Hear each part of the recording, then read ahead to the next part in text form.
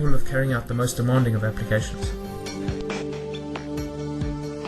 Our exclusive heating system, which achieves an exceptional thermal recovery, allows soldering at a lower initial temperature. Quality of soldered joints is improved by over 80%. The startup test measures the rate of heating of each system. While a conventional station requires anything between 10 and 90 seconds to heat up, JVC reaches 350 degrees C in only 6 seconds.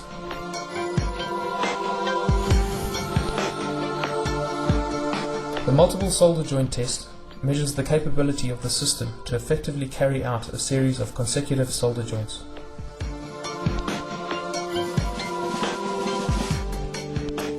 Other manufacturers attempt to increase the response time by adopting aggressive controls that in some instances overload the cartridge. If the tip temperature overshoots the set temperature, electronic component damage could occur and the tip life is adversely affected.